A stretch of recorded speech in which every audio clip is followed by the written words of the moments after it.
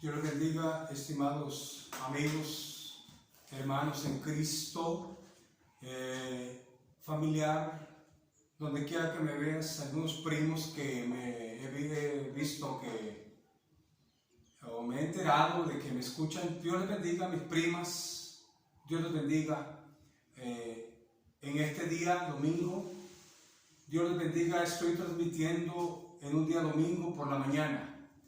Voy a orar para que esta reflexión tú la recibas con todo tu corazón y pues mi deseo es que estés bien. Yo puedo decir que para honra y gloria del Señor estoy bien, me encuentro bien de salud.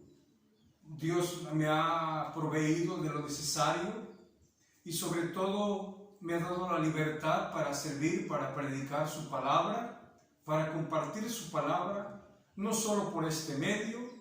Tenemos algunas congregaciones no muy grandes, pero que atendemos, donde predicamos la palabra del Señor, donde nos gozamos, y el fin de seguir editando estos videos es con el fin de que tú muy pronto puedas aceptar a Cristo, puedas hallar consuelo en estas palabras. Ese es el fin y lo seguiré haciendo mientras el Señor me dé las fuerzas, ponga en mí el deseo, lo seguiré haciendo. Así es que hago una breve oración en el nombre de Jesús. Gracias te doy, Padre, por este día más de vida. Gracias por esta oportunidad que tú me permites de predicar tu palabra. Permite que tus hijos que vayan a escuchar, ellos puedan reflexionar en su vida, en su corazón, cómo es la relación que están teniendo contigo. Bendícelos en el nombre de Jesús, donde quiera que se encuentren, cada uno de mis hermanos, mis familiares, en el nombre de Jesús los bendigo. Amén y amén. Un saludo muy especial para mi primo Víctor Gordillo, abogado, que trabaja en una institución del gobierno. Un saludo y Dios te bendiga. Siempre hemos platicado muy bien con él. Y igualmente para todos mis sobrinos, mis primos, mis primas, mis hermanos, Dios los bendiga.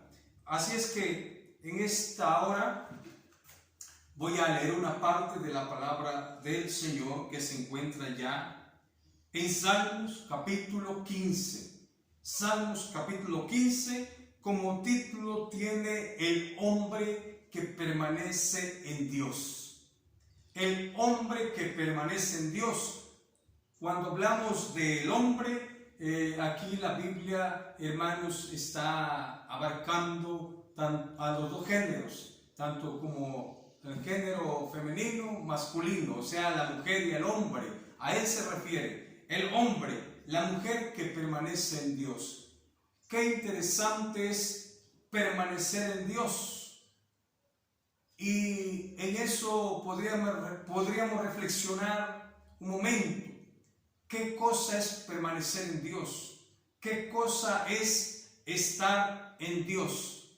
Permanecer en Dios es estar confiando en Él, obedeciendo a Él sus mandamientos. Pero, hermanos, vamos a leer la palabra, que sea ella quien nos hable y nos diga qué cosa es permanecer en Dios.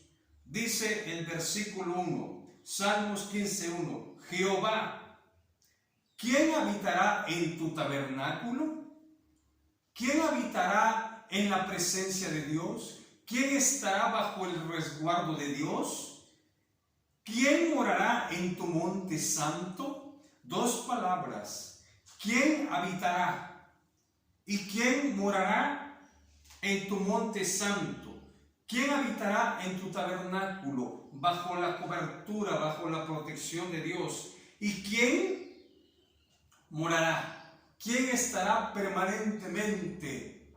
Cuando habla en el monte santo, habla, hermanos, en aquel tiempo, cuando David escribió esto, se refería al monte donde estaba situada la Jerusalén, la tierra como se le conoce, la tierra santa en aquellos tiempos. Pero David, más que nada eso, hermanos, estaba hablando proféticamente de los tiempos futuros. Más o menos, hermano, no tengo el dato exacto, pero lo que estoy leyendo fue escrito hace más de 2000 años, unos 2500 años. Fue escrito este salmo por David. Y él tenía una esperanza de que había un lugar a donde íbamos a llegar. Y él lo describía como un tabernáculo y como un monte santo, dice. Pero esto no es literal, no podemos interpretarlo literalmente. En su momento David, mira, amado hermano, abarcó de forma literal, porque cuando él decía, ¿quién habitará en tu tabernáculo?, él, amados hermanos, se estaba refiriendo al majestuoso templo que se iba a levantar de una forma literal. Ese era el tabernáculo, el templo, la iglesia a donde ellos iban a habitar. Era literalmente, si lo queremos interpretar en el momento de David, cuando él escribió esto. Y dice aquí, ¿y quién morará en tu monte santo? Recordemos, amados hermanos, que Jerusalén estaba en la parte de un monte. Cuando a Moisés le dijeron que sacara o rescatara al pueblo de Israel de la esclavitud de Egipto, el Señor le dio la instrucción de llevarlos al desierto, al monte Sinaí.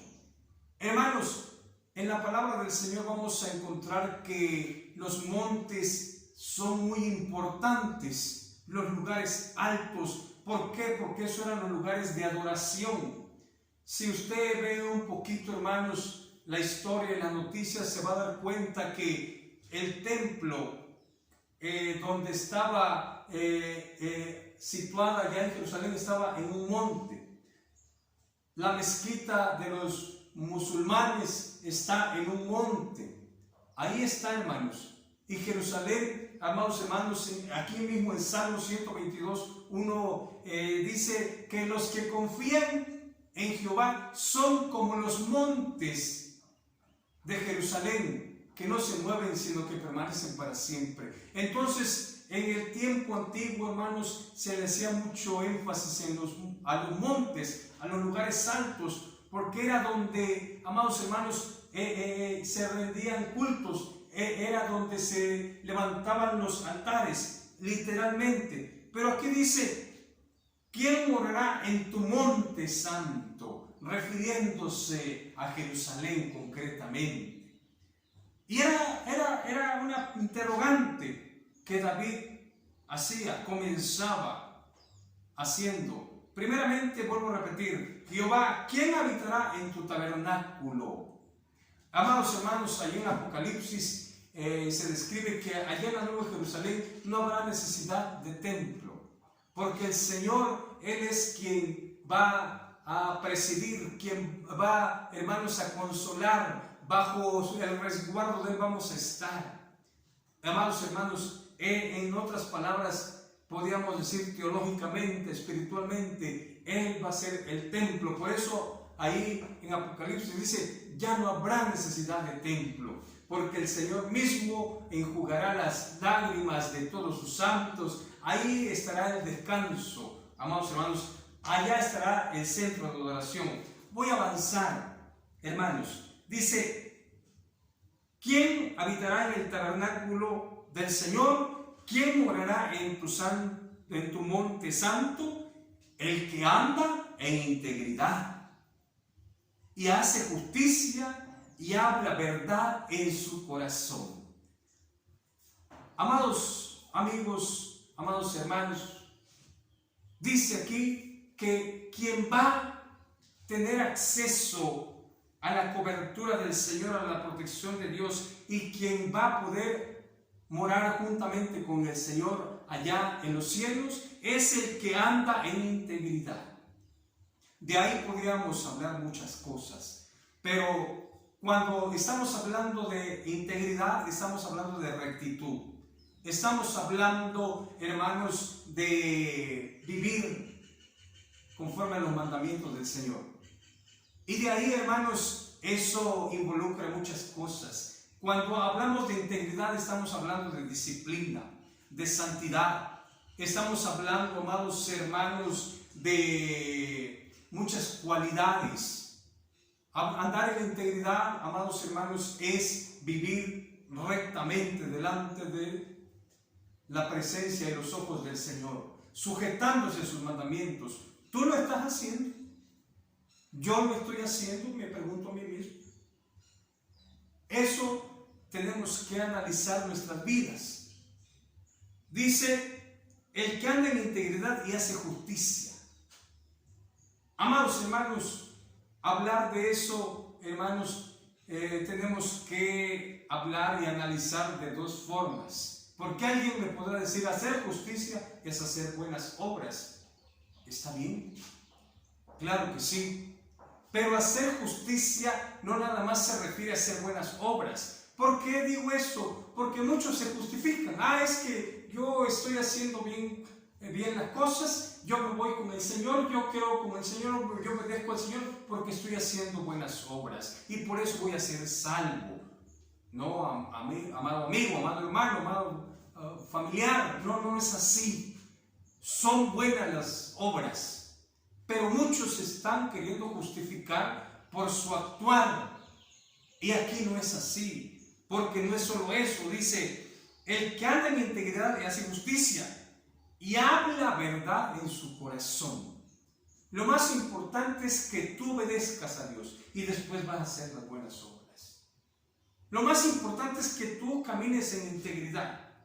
El que no calumnia con su lengua, ni hace mal a su prójimo, ni admite reproche alguno contra su vecino. Ahí vamos viendo que ya no son nada más las obras. Cuando hablamos de justicia, alguien pudiera decir, esos son hacer buenas obras, porque hay una religión que se va mucho por las obras, y qué bueno, las obras son buenas. Yo también tengo que hacer buenas obras, pero no en eso consiste mi salvación, no en eso, amados hermanos, está mi esperanza, en hacer buenas obras, nada más. No, hay que obedecer a Dios, hay que andar en integridad, y todo esto es el permanecer en Dios.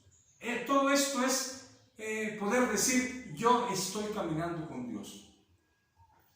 El que anda en integridad, el que hace justicia, el que habla verdad en su corazón, el que no calumnia con su lengua, el que no hace mal a su prójimo, ni admite reproche alguno contra su vecino.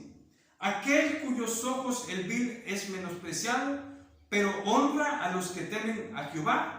El que aún jurando en daño suyo, no por eso cambia. Hermanos, dice aquí este versículo, el que aún jurando en daño suyo, no por eso cambia. Hermanos, esto quiere decir que, hermanos, nosotros vamos a amar a nuestro prójimo. Aunque alguien esté hablando mal de ti. Allá en Romanos 12:21 dice, no seas vencido de lo malo, sino vence con el bien el mal. No seas vencido de lo malo. ¿Qué quiere decir esto? Que cuando, hermanos, alguien te haga un daño, cuando tú recibas un mal, tú da un bien. Porque por ahí, hermanos, alguien podrá decir, yo hago buenas obras, qué bueno. Pero cuando alguien te hace mal, ya lo conviertes en tu enemigo, ya lo menosprecias. Por eso dice aquí, el que aún jurando en daño suyo, no por eso cambia. Hermanos, eso es permanecer en Dios. Cuando tú permaneces en Dios, no cambias en tu integridad, en tu justicia. No haces acepción de personas, porque muchos escogen a quién le van a hacer el bien. No, amados hermanos, aquí se trata de andar en integridad, de andar en rectitud, de hacer justicia, de refrenar tu lengua, de amar con tu corazón, de que en tu corazón debe haber rectitud. Dios te bendiga. Oro por ti en esta mañana. Bendito sea tu nombre, Señor. Bendice a tus hijos que van a escuchar este mensaje. Bendícelos. Bendícelos, llámalos, Padre. Gracias por esta bendición. Seguiré predicando tu palabra en el nombre de Cristo Jesús. Amén y amén.